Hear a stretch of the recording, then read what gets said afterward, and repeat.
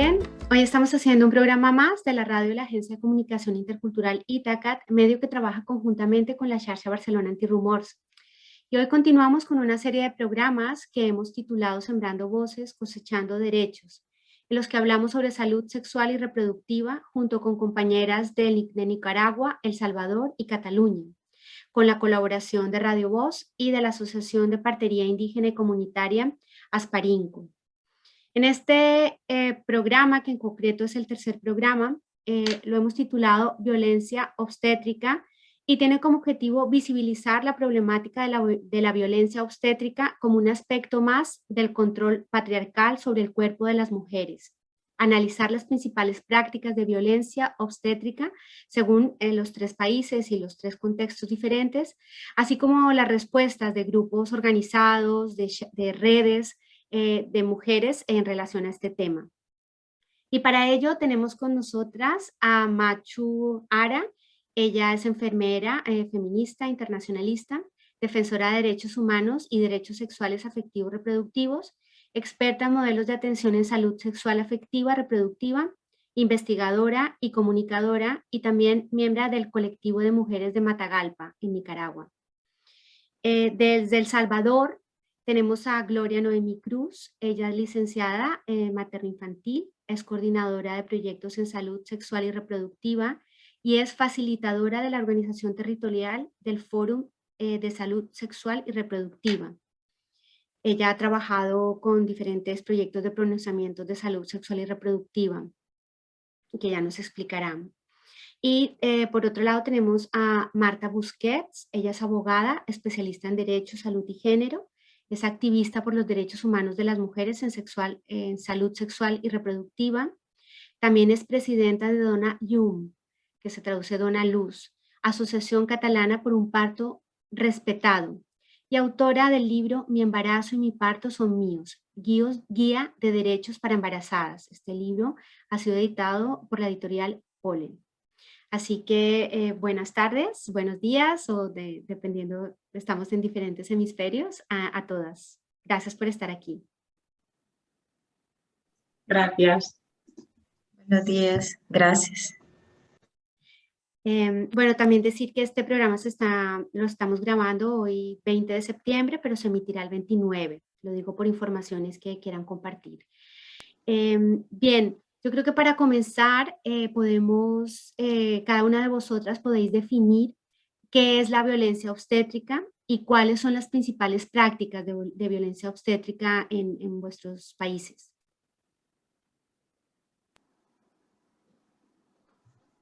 Puede comenzar, bueno, comencemos por Gloria, por ejemplo.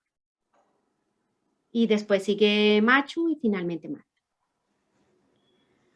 Bueno, gracias. La violencia obstétrica en El Salvador. Bueno, para empezar a hablar de la violencia obstétrica es hablar de la salud de las mujeres en nuestro país y se vive de diferentes espacios. En este caso, bueno, primero es cualquier vulneración de derecho durante todo el periodo de gestación, el embarazo, parto y puerperio de la mujer. Desde un servidor público, ¿verdad?, que sufren nuestras mujeres, cualquier maltrato, negligencia o falta de respeto durante todo este proceso que viven las mujeres durante su embarazo. Entonces, hay diferentes maneras de manifestaciones, como lo dije anteriormente, pero sin embargo, nuestro país, desde el momento que se viven muchos embarazos impuestos, se sufre violencia, ¿verdad? Aquí en El Salvador tenemos una alta tasa de embarazo en adolescentes y eso, pues, quierase o no, está inmersa dentro de la violencia obstétrica. Quizás a mí me gusta jugar con cifras, ¿verdad? Porque eso abre una realidad en la que se vive en el país. Y solo de enero a junio del 2021 en nuestro país, de 10 a 14 años tenemos 281 embarazos y de 15 a 19 años 6.657. Eso estamos hablando de embarazos producto de una violación sexual, de un delito como un estupro, ¿verdad? Que son embarazos impuestos. Y estas cifras para el 2020 fueron de 15 a 19 años, 12.781 embarazos en niñas menores de 18 años. Eso implica que hay 35 embarazos diarios. Eso nos da una idea de cómo se vive la violencia obstétrica en nuestro país. Luego, todo el recorrido de las mujeres, desde su embarazo, desde su parto, bueno, ya es un hecho histórico la violencia obstétrica en nuestro país, pero sin embargo con la pandemia se ha visto mayormente afectada. Aquí hay que hubo un programa sobre humanización del personal de salud, ¿verdad? Este fue desde la reforma de salud que se había implementado en nuestro país, que se había trabajado mucho el tema de las mujeres embarazadas. Primero, la existencia de un programa preconcepcional, ¿verdad? Donde las mujeres se inscribían previo al embarazo, pero no voy a decir que fue como lo mejor, ¿verdad? Porque siempre esa es una cultura que hay que generarla, conocerla y poder utilizar esas herramientas. Pero quieras o no, ya había muchas mujeres que se inscribían previo al parto o previo al embarazo, perdón, y según su estado de salud decidir si se embarazaban o no. Luego, pues, una cercanía mucho a las mujeres embarazadas, ¿verdad? Durante todo ese recorrido de proceso de embarazo, del tema de gestación, pero llegaban también bueno, aquí se implementó dentro de la reforma de salud una especie de hogares de espera materna, ¿verdad? Que al momento hay 22 en el país. Entonces, desde su control prenatal se les explicaba todo el tema de la importancia de las mujeres acercarse a estos hogares de espera materna que tienen que ver con el monitoreo durante las últimas 2 semanas previas al parto.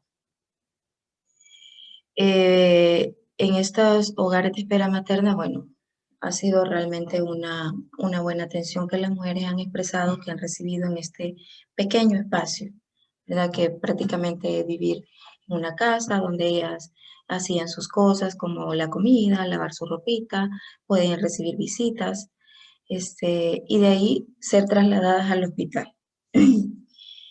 Siempre cuando hacíamos entrevistas a las mujeres de cómo ha sido todo ese proceso, ellas habían manifestado que el hogar de espera materna ha sido muy bien tratadas, pero que el problema ha sido al llegar al hospital, ¿verdad?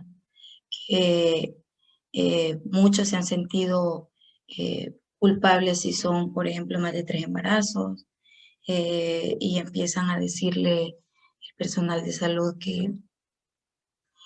eh, que cuando están en el trabajo de parto, a cuestionarle, por ejemplo, bueno, cuando lo estabas haciendo te gustaba, o ya te quiero ver el próximo año aquí, porque al final te puedo decir que no debes de salir embarazada, pero te voy a tener el siguiente año aquí. En fin, varias expresiones que a las mujeres les hacen sentir mal por su labor de parto. Entonces, bueno, yo dentro de prácticas clínicas también me evidencié varios momentos de violencia obstétrica. Eh, Recuerdo un médico no, que estaba en la atención del parto. Luego salió el bebé, salió el niño y no salía la placenta, entonces empezó a manipular de manera más rápida sin esperar el tiempo para sacar la placenta. Se le reventó el cordón y lo que hizo fue introducirle la mano y sacar la placenta. O sea, situaciones como esas. Eso, bueno, eso fue cuando yo estaba en mis prácticas clínicas realmente, pero son cosas que no van cambiando, ¿verdad? En ese momento las mujeres están en total vulnerabilidad y muchas veces no saben ni lo que les están practicando. Entonces, toda esa situación a la que se enfrentan las mujeres, hay un personal todavía no sensibilizado, mucho personal, a pesar de procesos de formación que han recibido, seguimos teniendo personal de salud maltratador dentro del sistema. Eso es para que las otras tengan oportunidad de hablar. Voy a quedarme aquí porque imagino que hay más preguntas, ¿verdad? Así es que la violencia obstétrica es una realidad en nuestro país, ¿verdad? Difícil de trabajarla porque es un momento íntimo de las mujeres que entran a un espacio de atención y ahí lo viven. Lo pueden expresar hasta después, ¿verdad? Así es que voy a dejarla hasta aquí para que otra participe. Gracias, Gloria. Machu. Hola, buenos días, buenas tardes. Pues bueno, para empezar, la definición de como violencia obstétrica ya está definida. Una característica tal vez en Nicaragua es que está tan normalizada que pasa invisible, ¿no? Incluso el mismo término violencia obstétrica para gran parte de la población es un término totalmente desconocido, ¿no? O sea, las prácticas también de violencia pues no difieren de los países de unos a otros, ¿no? O sea, manifestaciones pues de violencia física como puedan ser pues las cesáreas tal vez no justificadas, es uno de los datos más alarmantes en Nicaragua cuando superamos el 30% de cesáreas, ¿no? Tanto en el servicio público como en el privado, ¿no? Pero bueno, pues todos los ejemplos que hay de uso de métodos, aplicación de métodos anticonceptivos sin consentimiento, esterilizaciones selectivas, o sea, puede haber luego pues todo el maltrato, como decía la compañera Gloria, todas las humillaciones, el infantilizar a la mujer, los comentarios, todas las cosas que hay son pues espantosas, ¿no? Y que no corresponde solo a médicos o personal varón, ¿no? O sea, he estado muchos años dentro del sistema de salud y cuando decía se normaliza porque hasta el mismo personal de salud lo sentimos como normal, ¿no? De estos comentarios que se hace o que se le dice a la mujer en la misma sala de parto y muchas veces dicho por una propia mujer, ¿no? Entonces, claro que estás envuelta, que más adelante ya lo hablaremos, ¿no? De cómo se ha ido modificando todo esto que independientemente, ¿no? de quién es la persona que está atendiendo a la embarazada, el maltrato se da igual. En Nicaragua, igual como El Salvador, considerando que la violencia obstétrica pues es una violencia de género añadido a una mala praxis médica o de personal, claro que el mayor grado de violencia obstétrica lo tenemos con la penalización total del aborto, ¿no? O sea, desde ahí ya empieza que pues desde todos estos años ya no poder siquiera decidir, ¿no?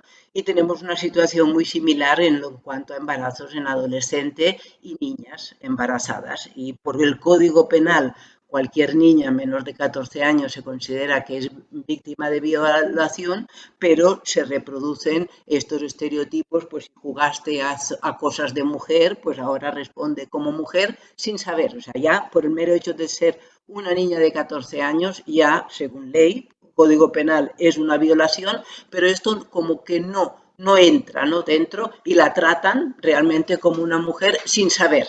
Ya de por sí ha sido violada, entonces no hay ninguna sensibilidad especial para manejar estas situaciones, ¿no? Y entonces es eso, mujer embarazada que llega a una sala de partos, pues se trata totalmente con lo mismo, ¿no? Gracias, Machu. Marta. Todas, qué placer estar aquí reunida con vosotras. Claro, la pregunta de qué es para nosotras violencia obstétrica Yo, una primera cosa que últimamente sí que me gusta como decir, ya que llevamos como un ratito de trayectoria activista en relación a la violencia obstétrica, creo que cuando surge en contextos activistas este término, en un primer momento estábamos, al menos desde aquí, muy enfocada a nivel de prácticas, ¿no? De qué medicalización se realiza de rutina en los embarazos, en los partos, obviamente desde una perspectiva de la evidencia aporta esto. Aquí en España pues teníamos unas tasas de cesáreas, inducciones, episiotomías, Christelers muy elevadas, muy por encima de las recomendaciones. Conforme pasan los años, hemos dado un giro un poco a un enfoque de derechos humanos. Bueno, en primer lugar también decir que, como las compañeras han expresado, el simple hecho de decir es violencia de género a mucha gente le enfada tremendamente, ¿no? Y luego, por otra parte, también desde aquí, por lo menos, y hablo de la situación de España porque desconozco en todos lugares, pero creo que es un giro que se ha dado bastante a nivel colectivo mundial, es empezar a hablar desde una perspectiva de derechos humanos, ¿no? Porque al final las intervenciones, si su nivel de evidencia está muy bien o el nivel de evidencia que consideramos que tengan en cada momento, pero al menos aquí hemos dado el paso también de las mujeres, tenemos derecho a decidir dentro de las opciones y a veces vamos a elegir cosas con las que los profesionales o las profesionales pueden no estar de acuerdo, pero cada mujer es diferente y cada mujer en cada embarazo va a estar en puntos diferentes de su vida. No es lo mismo una mujer que viene de pérdidas gestacionales o de haber sufrido violencia obstétrica que una que no ha tenido estas experiencias, con lo cual esa misma mujer puede necesitar cosas diferentes, cuidados diferentes. Y entonces la perspectiva de derechos humanos es tratarla como un sujeto con agencia, intentar entender qué necesita, ¿no? Y a partir de aquí hacer. Aquí en España también está totalmente normalizada la violencia obstétrica. De hecho, ahora cada vez más se intenta incorporar en leyes. La ley catalana contra las violencias machistas está incorporada, ahora se quiere incorporar en la ley española. Ha habido mucho revuelo. Los representantes, y hablo masculino en este caso expresamente, han dicho que en todo caso violencia obstétrica es lo que ejercemos nosotras hacia ellos, diciéndole la palabra violencia obstétrica. Además, en España creo que es importante recalcar como nación colonialista que hemos sido, ¿no? Con toda esta trayectoria de colonialismo, que a veces cuando hablas del término violencia obstétrica nos encontramos con comentarios absolutamente repugnantes y racistas de sí, eso que pasa en Latinoamérica, ¿no? Aquí no, porque nosotros pues estamos en España y debemos hacerlo todo muy bien. Y en España en concreto, y sobre todo en Cataluña, tenemos además la particularidad de que tenemos una gran presencia de sanidad privada, lo cual agrava bastante más la cosa, porque en la sanidad privada, si ya de por sí tenemos un exceso de intervencionismo, de medicalización, en nuestra sociedad este es un poco el gran problema que tenemos. En la privada esto se acrecenta más por muchos motivos, pero principalmente económicos y de logística y rentabilidad, ¿no? Entonces, el hecho de que la privada sean aún más intervencionistas crea una cultura obstétrica en la que muchas mujeres piensan que ir a la privada es algo mejor para ellas porque les harán más cosas, me harán más ecografías, me harán más pruebas, etcétera, ¿no? Entonces, al final se genera esta especie de cultura en la cual las mujeres no solo, a veces incluso vamos a lugares donde vamos a recibir más intervencionismo porque de alguna manera pensamos que ese intervencionismo es deseable o es equiparable a una mejor atención obstétrica, ¿no? Entonces estamos luchando mucho contra esto. A nivel de COVID, como comentaban las compañeras, también hemos experimentado un retroceso muy importante a nivel de derechos y de prácticas. De hecho, una de las cosas que más nos indigna es que veníamos de un contexto súper intervencionista y nos hemos encontrado con que de repente se cancelaban a las mujeres un montón de ecografías de rutina contra las que llevábamos luchando años o pruebas o lo que sea, pero no se hace porque haya habido un activismo o porque haya habido una reflexión sobre si estos cribados eran necesarios o no, sino porque de repente el sistema está colapsado y pasamos de las mujeres, ¿no? Entonces dejas a mujeres muy ansiosas porque llevas décadas bombardeándolas con que necesitan esos cribados, están angustiadas en su casa y nadie les dice, no, mira, todo va a ir bien porque en realidad este cribado, pues mira. Y es un poco esta sensación, ¿no? De lo que el sistema quiere en cada momento y no lo que necesitan las usuarias y las mujeres. Y sobre todo esta lucha de por nuestra parte, erradicar todo lo que es sanidad privada, porque consideramos que crea unas diferencias tremendas, y ir un poco hacia este discurso por nuestra parte de, ok, a las prácticas, pero ¿qué pasa con nuestros derechos humanos? Luego está el tema, también aquí en Cataluña, de acceso de personas pues, que no están en situación regular a la sanidad, que en teoría esto es así, pero no siempre es así. Es verdad que en Cataluña también específicamente estamos logrando que se abran centros de nacimiento al margen de los hospitales de forma pública, pero de momento los desafíos son más numerosos que los éxitos. De acuerdo, Marta y Macho y Gloria, muchísimas gracias. Otra pregunta o otro tipo de reflexión que podríamos hacer es, bueno, no sé si alguna de vosotras quiere replicar o complementar algo de lo que habéis dicho. No sé, por ejemplo, hablar más sobre el tema de la medicalización del cuerpo de las mujeres. Esto un poco, Gloria no lo dijo, no sé si quiere decir algo más o también un poco complementar los factores, ¿no?, a los cuales se debe esta violencia obstétrica, ¿no? Y en el tiempo, ahora que hablamos de un tiempo reciente como es el tema de COVID, como ha aumentado, ¿no?, bueno, como ha ido en retroceso, ¿no? Sí. Pero si podemos hablar de, si es, o sea, desde cuándo ha existido esta práctica, ¿no? Y como hemos visto en vuestras intervenciones, ha habido, la tendencia es creciente. Sí, Gloria. Sí, yo solo agregar, igual que las compañeras, en El Salvador es una situación normalizada, lo de la violencia obstétrica, ¿verdad? Y que las situaciones son similares, como decía Machu, ¿verdad? Entre nuestros países no hay mucha diferencia y no hay respeto de cultura, no hay respeto de nada hacia las mujeres. Entonces, y lo que decía Marta, bueno, también hemos tenido, yo hablaba un poco del programa que se había creado de Humanizado, pero que en El Salvador vamos en retrocesos gigantescos en materia de derecho hacia las mujeres. Entonces, quizás solo eso agregaría porque esperáramos otras preguntas para ver qué podemos aportar sobre la violencia obstétrica. Sí, la siguiente pregunta va enfocada básicamente a las consecuencias legales o algún otro tipo de consecuencias, ¿no?, para estas prácticas en vuestros países. Y si estas prácticas, bueno, como ahora mismo lo decías, Gloria, están ya normalizadas dentro del sistema de salud. Bueno, dentro de las prácticas en nuestro país, bueno, o repítame la pregunta.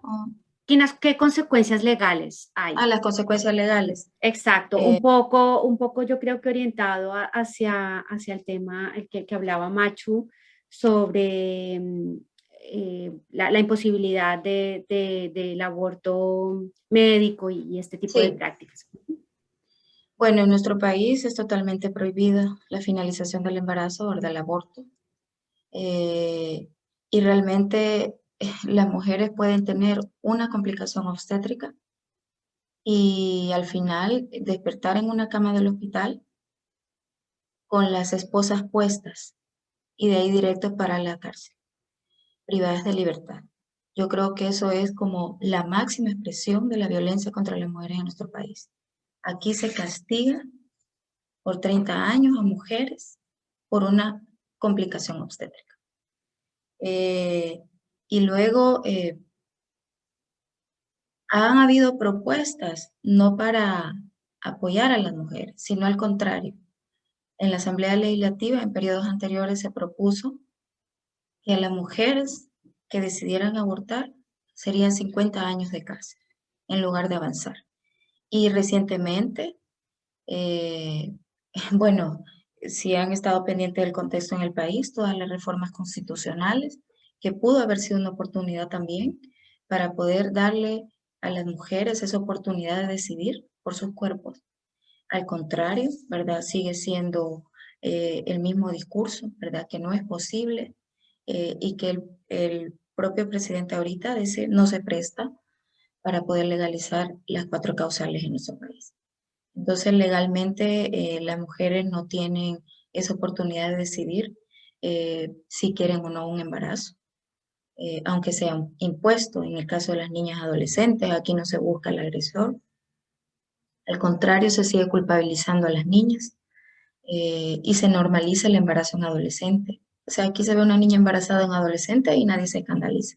Y el sector salud eh, están obligados a denunciar eso al agresor, pero a la final no se le da seguimiento. Entonces no se castigan ni a los agresores y al contrario, ¿verdad? Las niñas sufren todas las consecuencias de ese embarazo impuesto y trunca sus sueños, ¿verdad? Entonces, yo creo que en El Salvador estamos años luz de que se nos cumplan esos derechos, de que nos vean sujetas de derechos. A las mujeres se nos sigue criminalizando por esas actitudes, por esas prácticas. Bueno, aquí imagino como en Nicaragua y en los países donde no es legal el aborto, siguen habiendo abortos clandestinos que ponen en riesgo la salud de las mujeres. También hay mucho, desde la población, mucho desconocimiento y miedo también, ¿verdad? El tema de la religión afecta para que apoyen más las mujeres el tema de la demanda para el cumplimiento de ese derecho a decidir por nuestro cuerpo. Gracias, Gloria. Machu. Pues en concreto lo que preguntaba es que si había consecuencias legales sobre estas prácticas normalizadas que decíamos de violencia. En Nicaragua no hay ninguna ley específica. La última ley, la famosa para nosotras ley 779, que era contra la violencia integral, habla de violencia institucionalizada, pero no menciona para nada la violencia obstétrica. Sí hubo una propuesta de ley de nacimiento humanizado por una diputada que casualmente ahora está en prisión, pero fue rechazada.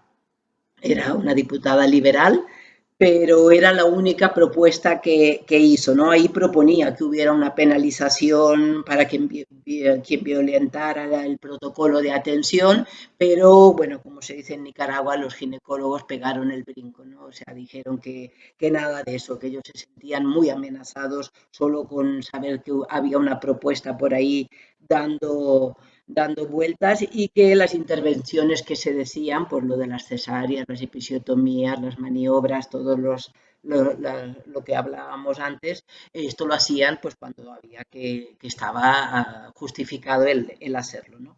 Es muy curioso que en Nicaragua en el 2010 el Ministerio de Salud publicó una norma de humanización del parto. Entonces, si tú lees esta norma, pues estaríamos que no tendríamos que hablar de muchas de las causas de la violencia obstétrica, porque claro, pone que bueno, hay que respetar la decisión de la mujer, que la mujer puede parir en la posición que quiera, que puede estar acompañada de un familiar, que puede entrar, pero esto en la práctica y en la realidad no funciona, no existe, o sea, no hay en ningún hospital ni en ningún centro de salud, no hay una sala de partos adecuada para que la mujer pueda parir en otra posición que no sea pues la camilla tradicional, ¿no? Entonces, claro que hay una norma, supuestamente sí, que se tenía que establecer y desde el 2010, ¿no? Pero la verdad es que no se cumple, con lo cual, pues claro que no hay ninguna respuesta legal a los casos, pero ya decíamos, o sea, es que ya ni se denuncian, ¿no? como casos así. Curiosamente, Venezuela fue el primer país que tipificó la violencia obstétrica como un delito. Y tanto que copia Nicaragua a Venezuela, esto pues no lo ha copiado, ¿no? Desde el 2007. Y luego, pues a nivel internacional, claro, documentos que haya, pues claro que no nos vamos ni tan largo, o sea que la cosa también a nivel internacional no es que esté muy adelantada, que digamos, y oíamos a la Marta y la lucha que llevan en Cataluña, sobre todo, muchas organizaciones para trabajar con esto, ¿no? Entonces, claro, en el 2014 la OMS pero ni habla de violencia obstétrica. Deja por ahí el que denuncia, ¿no? Que no puede haber un trato tan irrespetuoso, pero no lo denuncia. Y no es hasta el 2019 que Naciones Unidas sí hace un documento que recoge testimonios de mujeres de todo el mundo y muchos pues, de países europeos y supuestamente que parece mentira, ¿no? Que digas, bueno, el 19 fue antes de ayer y que se den todavía estas prácticas, ¿no?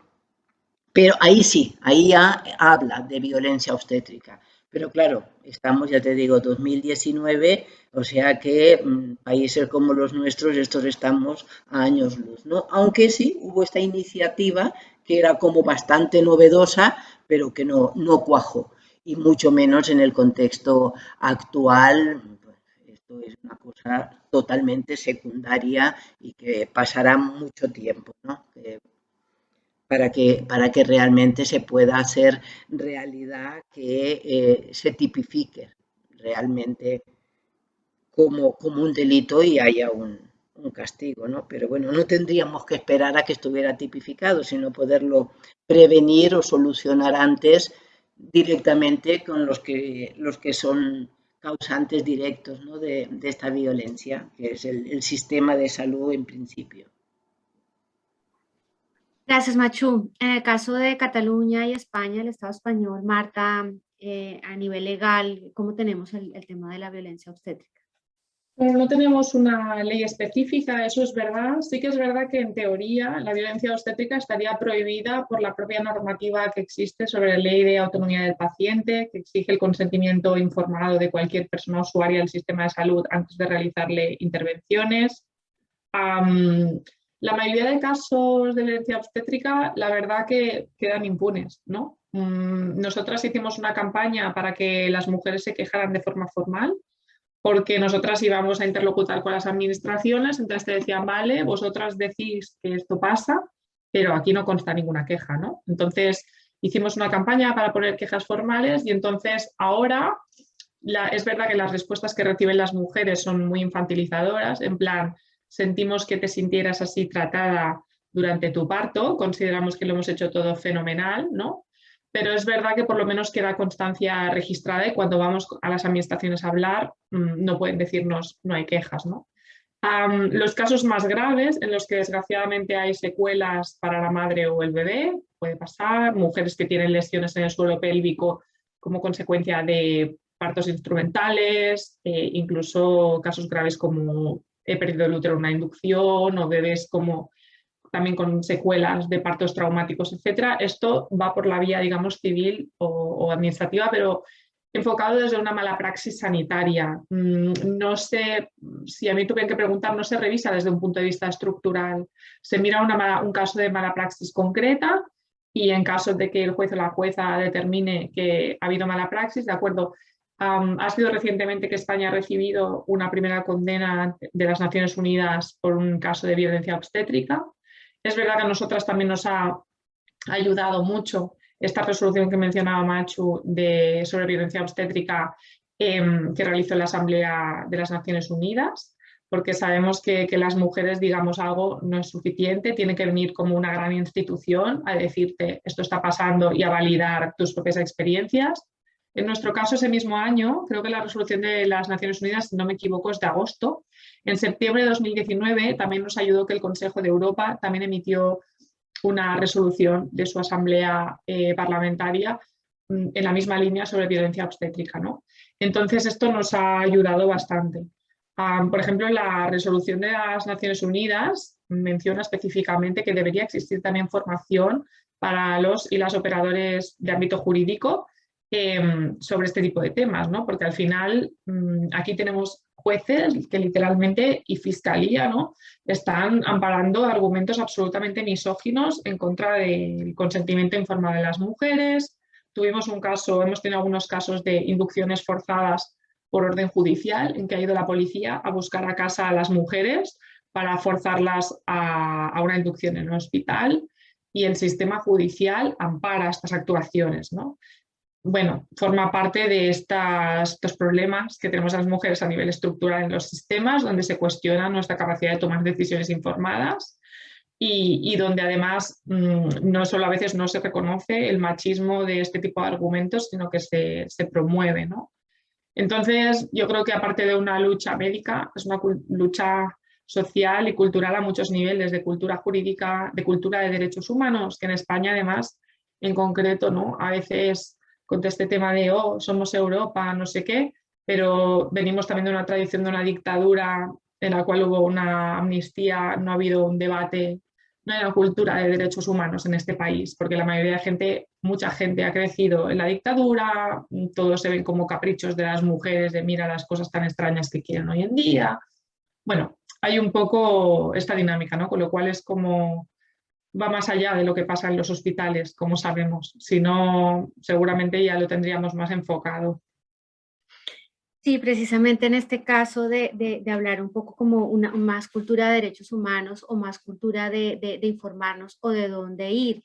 Y aunque yo soy la periodista, quiero un poco explicar, bueno, explicaré los detalles, pero yo también he sufrido violencia obstétrica. Mi expediente desapareció. Después de la intervención tuve una menopausia precoz. Porque el DIU me traspasó la matriz y esto quedó completamente desaparecido. Nunca fui a ningún sitio, intenté llamar a una aseguradora a ver qué se podía hacer, pero es también, ¿no? Cuando hablas, Marta, de la cultura de los derechos, saber como mujeres qué derechos tenemos y a dónde también podemos acudir, ¿no? En el caso, por ejemplo, de Cataluña, no sé si me puedas dar una respuesta. Tú decías que esto tenía que ver con, esto pasaba a ser al civil administrativo, es decir, que en este caso yo puedo, o una persona, una mujer como yo podría dirigirse al síndic de Greuges, en dado caso que les pase esto, o cuál es la vía o qué entidades pueden trabajar en este sentido. Difiere un poco. Digamos que por un lado están las quejas formales, pero que no son, digamos, vía judicial o emprender acciones legales, que normalmente, por ejemplo, si es en el sistema público, las ponemos en el hospital, en la Consejería de Salud correspondiente, porque en España las competencias de salud están transferidas a las comunidades autónomas. Si hay alguna profesional o profesional en concreto que nos han violentado, también en los colegios profesionales correspondientes. Si es en la privada, también en la aseguradora, el síndic de Greuges o defensor del pueblo también. Si, como digo, hay daños, porque normalmente para emprender acciones legales se exige que haya daños, y obviamente el sistema no considera daños que haya sufrido violencia obstétrica, sino que tienes que tener algún tipo de secuelas, sobre todo físicas, porque las psicológicas aún son más difíciles de demostrar, ¿no? Entonces, depende de si has sido en la pública o en la privada, pues necesitas representación letrada o asesoramiento legal, pues vas ya o a una vía civil o a una vía administrativa o a veces en casos muy, muy graves y muy flagrantes, lo que pasa que son los pocos, también hay la vía penal, pero ahí deben haber pasado como cosas muy graves. Lo que sí quería puntualizar es que al menos en España, cuando hablamos de cultura de derechos humanos, para mí se produce una cosa muy perversa, porque esto es una discusión que también hemos tenido a raíz de lo que ha pasado con el COVID, las restricciones, etcétera. A veces hay esta creencia de que los derechos humanos son como un lujo, ¿no? Porque hay cosas más urgentes y cuando ya hemos arreglado todas estas cosas urgentes, ya nos vamos a por el lujo que es vivir en una sociedad con derechos humanos, ¿no? Y claro, a veces es difícil explicar como abogada, que me considero bastante experta en derechos humanos, es que los derechos humanos son el mínimo, ¿no? Es decir, en situaciones de duda preservamos al máximo los derechos humanos y en situaciones de intervención o duda siempre debemos optar por las opciones menos lesivas a los derechos humanos fundamentales de las personas. Entonces, claro, también hay que hacer ahí un clic de decir, no, mira, es que nuestros derechos humanos básicos no son un lujo al que vamos a llegar algún día, sino que son ahora, y cuanto más precaria es la situación, más urgente es que se implementen y se respeten. Yo solo quiero agregar algo. No sé si hay tiempo todavía. Sí. Bueno, en El Salvador teníamos un mecanismo, y lo digo porque es parte de los retrocesos, teníamos un mecanismo de denuncia ante maltrato, ¿verdad?, de usuarios y usuarias, y podía entrar también la violencia obstétrica. Como Foro Nacional de Salud le dábamos seguimiento y las mujeres tenían la oportunidad de poner la denuncia, de hecho llevar la vía judicial, si era posible, y estaban instalados dentro de los hospitales. O sea, hay un programa de humanización donde se podía poner la denuncia y se le daba seguimiento. Sin embargo, eso ha retrocedido, ¿verdad? En este momento no hay ningún mecanismo. Igual el tema de participación social está rechazado totalmente. Ya no existen esos comités de Contraloría Social que se habían creado dentro de todos estos mecanismos. Recientemente, la primera dama de la República hizo una propuesta de ley, ¿verdad? Precisamente se llama Nacer y Crecer con Cariño. Una ley que habla del parto humanizado, de respetar cultura, del apego materno, en fin, todo lo que tiene que ver con la atención durante el parto y el embarazo. Sin embargo, no es una ley acorde a nuestras realidades. También tenemos un sistema de salud desmantelado, desmontado, que también no podría ser como, es difícil poderle dar seguimiento a esta ley desde su aplicación. Entonces, al final, una denuncia que podía ser acompañada es más difícil, y también las situaciones que pasamos en ese momento de denuncias, que se acompañaba y se hacía cara a cara con el personal de salud, que al final se terminan defendiendo entre ellos, ¿verdad? Y minimizando esa situación de vulneración de derechos que viven las mujeres dentro de los centros de salud. Entonces, al final tampoco ha sido tan efectivo. Sí había unos avances, pero que hoy por hoy, ¿verdad? Ahora estamos en retroceso, ¿verdad? Con todos esos avances. Esta ley al final le están apostando más al tema del recién nacido. Le están dando seguimiento desde los hogares de espera materna, pero tampoco con los recursos que se necesitan para poder darle seguimiento. Entonces, dentro de la misma ley no existen esos mecanismos de denuncia, ¿verdad? Sino que solo se va en el tema de la atención, pero no explican mecanismos para crear esos mecanismos que puedan denunciar la violencia obstétrica, y mucho menos el tema de participación social, que era uno de los avances mayores en las gestiones anteriores. Así que agregar eso para conocimiento de ustedes. Sí, importante, Gloria. Y bueno, un poco ya para ir cerrando, hemos intentado hacer en un tiempo récord un pequeño resumen sobre cuál es la situación en estos 3 países sobre el tema de la violencia obstétrica, algo que podría durar obviamente mucho más tiempo. Un poco para ir cerrando, es importante hablar del papel que ha jugado el movimiento feminista y los movimientos de mujeres en la lucha para acabar con este tipo de prácticas. Dentro de la experiencia que ustedes han tenido, ¿cuáles han sido los principales logros de estos movimientos? También estoy hablando de redes, de grupos, de asociaciones. ¿Y qué retos se pueden plantear hacia el futuro, ¿no? Así que, no sé si Machu, por ejemplo, puede comenzar. Bien, pues mira, el movimiento de mujeres en Nicaragua, claro que desde siempre ha sido como un altavoz, ¿no? de alerta de toda la problemática, no solo de lo que nos hablábamos hoy de violencia obstétrica, sino en general de la salud de la mujer, ¿no?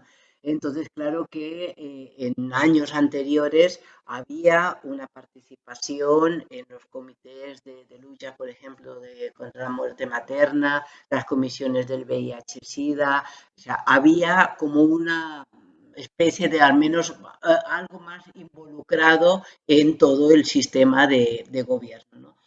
El contexto que tenemos ahora es totalmente diferente, ¿no? Es, bueno, apartar todo lo que se pueda, todo lo que suene a feminismo, a derechos humanos, al contrario, es perseguido, ¿no?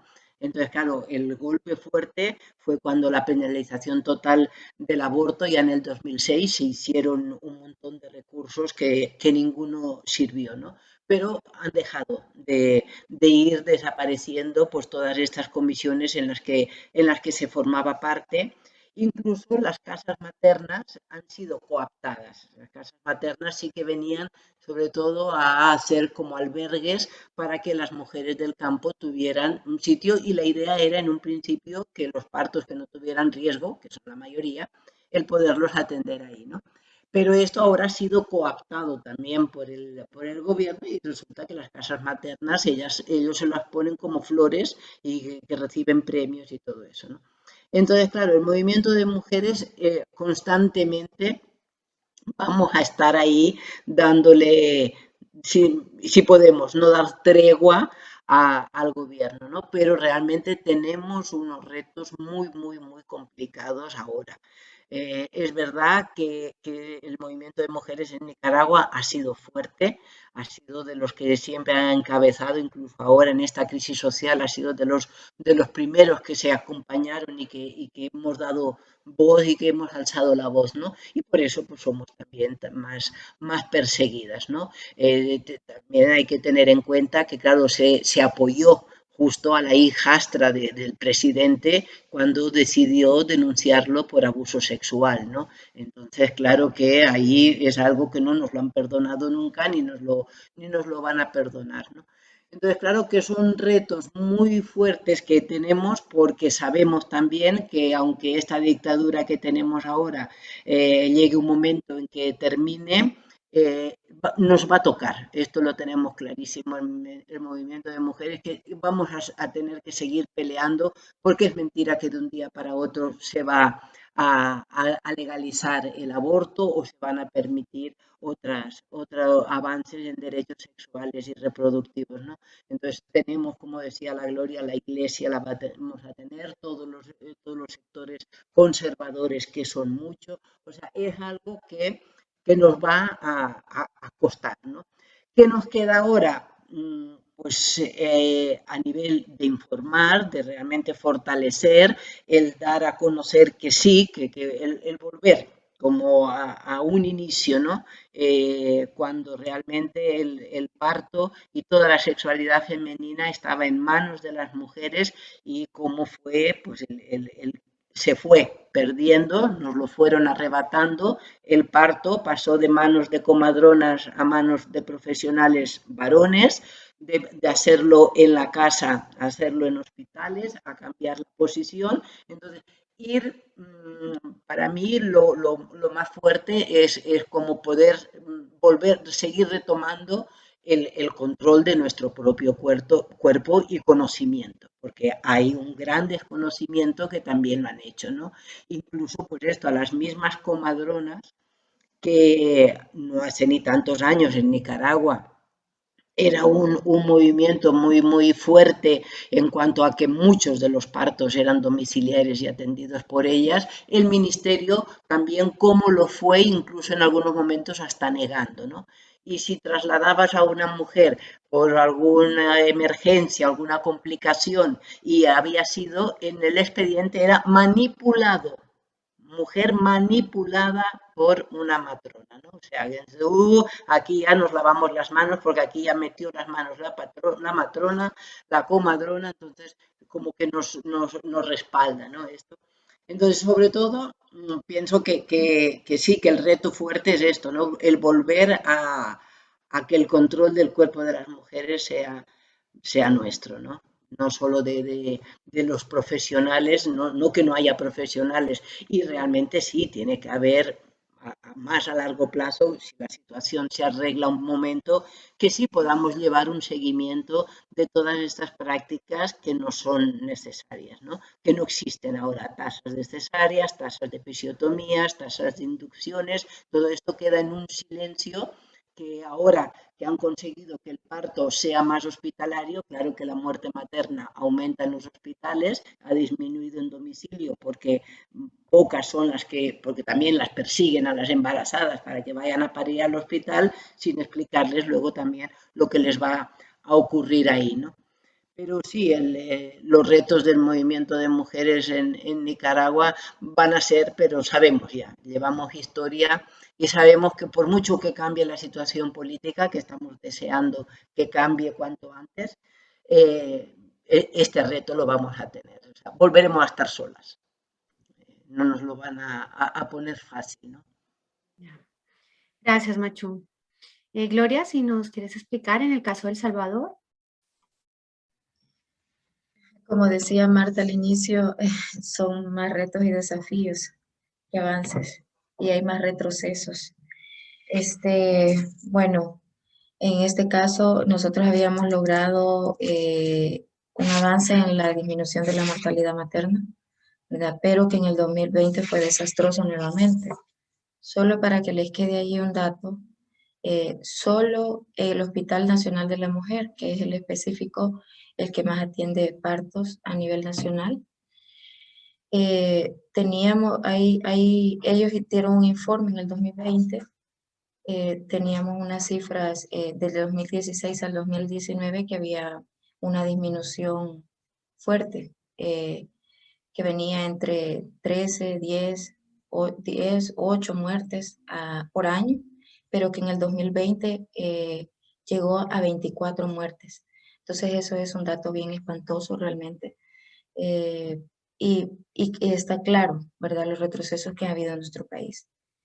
Entonces, dentro de los retos, pues continuar luchando por los derechos, una salud que tenga que ver con calidad y calidez de atención. Como Foro Nacional de Salud seguiremos nuestras apuestas, aunque de momento no tenemos ni siquiera un plan nacional de salud, ¿verdad? Aquí todo está en reserva, no hay reforma de salud, no hay seguimiento de las políticas ministeriales que se habían trabajado de manera participativa. Ese tema que yo les decía de permitir la Contraloría Social, ahorita no nos quieren dejar entrar a los centros de salud. Entonces, continuar luchando por nuestros cuerpos. Ya lo decía Machu, ¿verdad? Lograr ese control de nuestro cuerpo. Ahorita estamos ante un gobierno similar, dictador, como en Nicaragua, ¿verdad?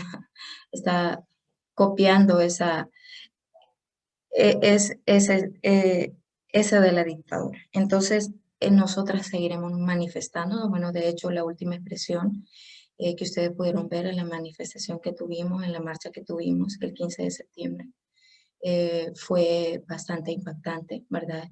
Según los analistas, ha sido como la tercera más grande en nuestro país. Y yo creo que eso también nos dice bastante. La población debe despertar, debe de ver que en lugar de ir cumpliendo nuestros derechos, vamos para atrás, ¿verdad? Y la lucha con las mujeres, por nuestro cuerpo, por la autonomía, es un reto más importante que debemos de continuar como movimiento feminista. Entonces, esa lucha por la disminución de la mortalidad materna, sabemos que en su mayoría son totalmente prevenibles, ¿verdad? Una muerte debe de ser alarmante y aquí en nuestro país continúa en incremento. La decisión y el control de nuestro cuerpo también tiene que ver con la lucha por las 4 causales. Sé que la tenemos cuesta arriba, ¿verdad? Pero no podemos darnos por vencidas, sino al contrario, seguir luchando por ese control de nuestros cuerpos. Creo que son de los mayores retos en nuestro país. Y lograr esa soñada salud de las mujeres, ese derecho a vivir una vida libre de violencia, porque durante la pandemia se incrementó la violencia institucional. Son hechos históricos realmente la violencia institucional en términos de salud. Como decía Machu, no solo la violencia obstétrica, es toda la atención en general, pero el reto es seguir luchando por tener una atención con calidad y calidez y sobre todo el cumplimiento de nuestros derechos como mujeres. Gracias, Gloria. Y Marta, para terminar. Sí, a ver, en nuestro caso, la verdad que el movimiento feminista, la relación ha sido un poco esto de estatus de Facebook, ha sido complicada, ¿no? Porque al menos en España venimos de un contexto en el que ha habido un cambio generacional a nivel feminista, ¿no? Es decir, a nivel feminista, por lo menos aquí, la lucha va muy ligada por derecho al aborto, derechos anticonceptivos, porque veníamos de una sociedad en que muchas mujeres tenían muchos hijos, muchas de estas maternidades no eran elegidas, etcétera, ¿no? Pero claro, hoy en día ha cambiado el contexto. Estamos hablando de que somos unas sociedades en un contexto europeo donde la tasa de natalidad es más baja, donde además las mujeres expresan que querrían tener más hijos y no los tienen por las condiciones sociales, donde expresan que querrían tener hijos antes y en cambio también somos de las mujeres que tenemos el primero o la primera hija a más avanzada edad. Es decir, venimos de un contexto en que las mujeres querrían ser más veces madres y son menos de lo que quisieran. Y uno de los motivos, entre otras cosas, es también la violencia obstétrica, ¿no? Porque hay muchas mujeres que te dicen, yo es que si tengo que volver a pasar por esto, no quiero, ¿no? Entonces a veces hay que explicar dentro del movimiento que está muy bien obviamente poder elegir no ser madre o cuándo ser madres, pero que una vez tomamos esta decisión o que realmente ahora mismo tenemos un problema de que las mujeres querrían ser más veces madres y antes y no estamos creando las condiciones sociales para ello, ¿no? Entonces aquí ha habido como un cambio generacional, porque también para muchas de ellas lo entendemos que venían de entornos rurales donde no había atención médica, etcétera, el hecho, intelectualmente, el hecho de haber pasado los partos a un hospital genera este discurso de es que ahora mueren menos mujeres porque nos hacen todo esto. Entonces es como, bueno, a ver, o sea, la gente se muere menos en general porque hay más higiene en la sociedad, nos alimentamos mejor, etcétera. Y el hecho de que un parto pueda ser más o menos seguro no es incompatible con que te traten como a un ser humano en vez de a un objeto, ¿no? En un centro. Entonces, ha habido ahí un cambio generacional y ha habido que picar un poco de piedra dentro de los propios movimientos feministas, ¿no? Porque yo me encontraba con situaciones que en grupos de madres tenía que reivindicarme como feminista y en grupos de feministas tenía que reivindicarme como madre y resaltar la importancia también de estos procesos dentro de que tienen que ver también con, como decía Gloria, con la agencia sobre nuestros propios cuerpos y nuestra salud.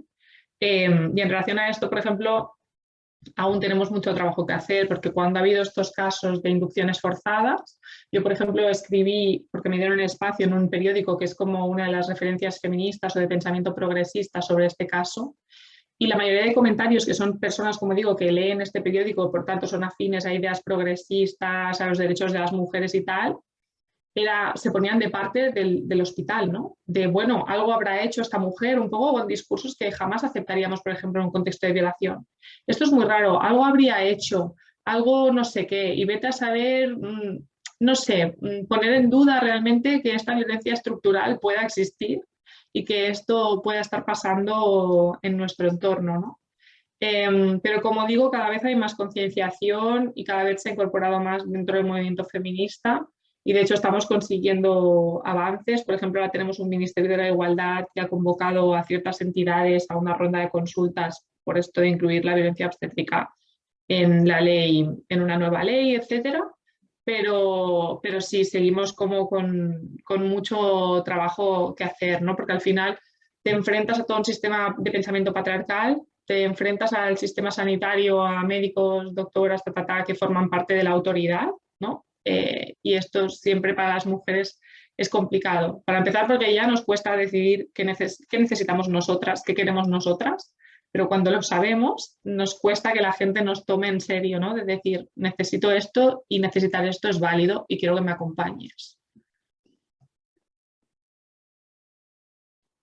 Muchísimas gracias, Marta. Bueno, normalmente siempre dejo un pequeño espacio por si hay alguna cosa que no haya preguntado, alguna cosa que ustedes quieran decir. Este es el momento. No sé si hay algo que quieran agregar. Sí, bueno, ya también gracias, para despedirnos. Pienso que tenemos una gran ventaja que es todas las plataformas, redes sociales, movimientos sociales que hay que nos van a permitir, ¿no? Todas vemos que es un problema muy extendido, pero que muchas veces, pues eso, silenciado porque ni lo valorábamos como problema, ¿no? Y pienso que esta es una herramienta que sí que nos va a servir pues, para crear observatorios, para poder cuantificar lo que de momento pues solo es como de rumor, ¿no? Entonces es algo que tenemos que aprovechar y realmente en esto las mujeres en tejer redes somos muy expertas. Es verdad, Solo Marcela. decir, agregar, sí, también es importante fortalecer nuestros lazos, ¿verdad? No solo nacionales, sino que a nivel internacional, ¿verdad? Que estos temas de nosotras las mujeres nos unan en este esfuerzo, ¿verdad? Y que sigamos con esa sororidad que es necesaria para luchar por nuestros derechos y nuestros cuerpos. Así que yo agradecerles por darnos el espacio y poder conversar. Es importante conocer la situación de ustedes, de otros países, y seguir compartiendo todas estas experiencias para ver qué vamos a hacer en conjunto con nosotras. Gracias, Gloria. Lo mismo, muchas gracias a las tres por compartir este rato y hablar de violencia obstétrica. Pues muchísimas gracias y bueno, ya seguiremos con el último programa, quedan 2 programas de este proyecto, así que muchísimas gracias a las 3. A ustedes. Buen Gracias. día. Buen día.